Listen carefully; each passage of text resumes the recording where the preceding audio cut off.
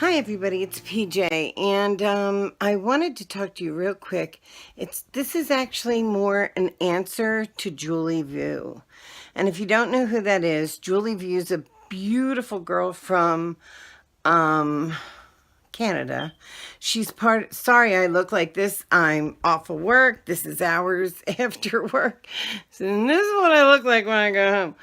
Anyway, so I just watched her video and she was talking about a really bad astral projection experience she had recently and that she's had ongoingly. And she feels like she keeps encountering a witch. And she thinks this witch does her, well, it was on her chest, it was choking her. This whole story, it's really an amazing story. If you go over to her channel, I'll link it below. But I wanted to give her some quick advice. Part of when you travel is that you're in control. But there are times where you're like not recognizing how much control you have over the situation. And if there's another entity there that wants to scare you or do you harm and you believe they can, they can. And so that's the problem. She went into it. Apparently they had a whole lot of problems like this over the course of time with her family. A lot of her family also travels. And so I don't know the like full experience of what her family's gone through and whatnot, but with her, she was being choked and now she has a hot rash all over her body. And I really wanted to talk to her, but she's like YouTube famous. She doesn't know me. I'm not famous. So it kind of lends us to me not being able to help her, but I really believe I could help her. It's a shame. It's an absolute shame because when you're in those situations, there's a couple things you can do to make yourself safe. First off, the first thing you do when you're going into any kind of astral projection and you're aware of it, like remember that sometimes I've literally gone out and made coffee thinking that I'm just awake and making coffee and then come to realize that I'm astral projecting and I'm out of my body. And then you're like, oh my God, I'm out of my body. Like, what the heck is going on? So there's some times where you really are so deep in that you can't tell the difference between astral projecting and just being awake and around and normal.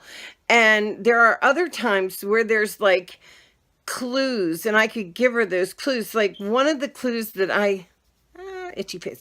One of the clues I get a lot of times is did you ever look, I know you have, you looked on a road and it's hot out and you get that wavering look across the road right before I'm going to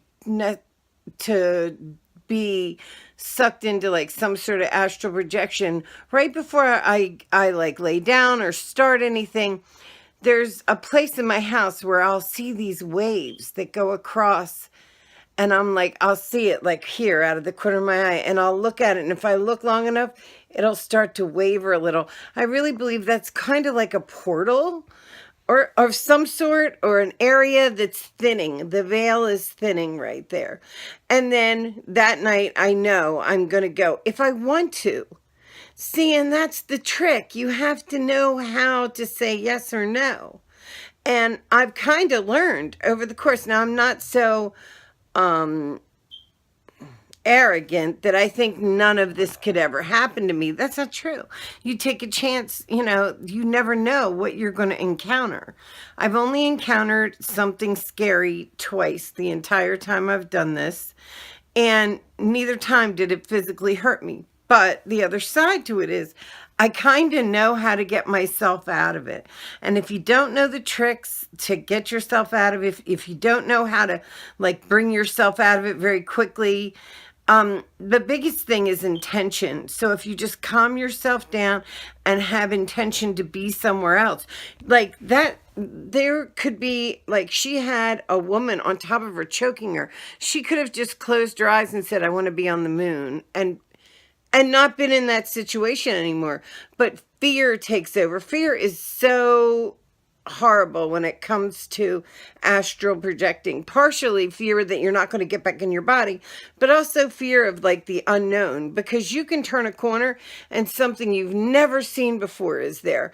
And that can be scary. And you might be able to say it's a witch, it's that. And they might be able to control you if you don't know how to get out of it. Also, you have to kind of ground yourself ahead. Like before I ever go on a trip that I know I'm going to go, I have had the little things go on during the course of the day that kind of lead me to believe that something's pulling at me, or that the veil is thin enough that I'm going to click right over. When that happens, I'll ground myself. And what that means is when I lay down to go to sleep or whatever it is I'm doing, I will meditate on a white light going through my body, out my feet, and down into the ground. And when I think of it, and it's just like you putting it there. So when I think of grounding myself, that white light that comes out of my feet, I ground that so deep, I'm into the middle of the earth. Like I literally take it down, and just as fast and as hard as I can, I drive it down into the ground, because that keeps me here. Another trick is the ball of light. A lot of times, and if you do anything with Monroe Institute, they have a different way of doing it. I wrap myself in a bubble of light. I say to myself, I only want good things to come to me. Intention is everything, with manifestation, with getting what you want, with the secret, with all of that. You have to have intention in your heart. I know what I want to do, how I want to get there, all that. So I think that I could actually help Julie Vu by just showing her how to prepare for what's inevitably coming to her. And then here's the last part. I really believe that sometimes when you're encountered by another spirit that is negative towards you, there might be something in your background, in your family. And she mentioned that too. She said like other people in her family go through it.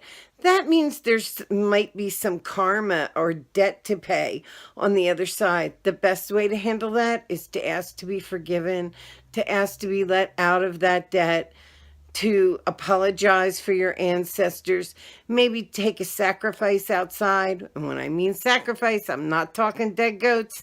I'm talking take a pint of whiskey or rum, take a pot of coffee, pour it into the ground, give it as a gift, as a sacrifice to whoever's annoying you or bothering you.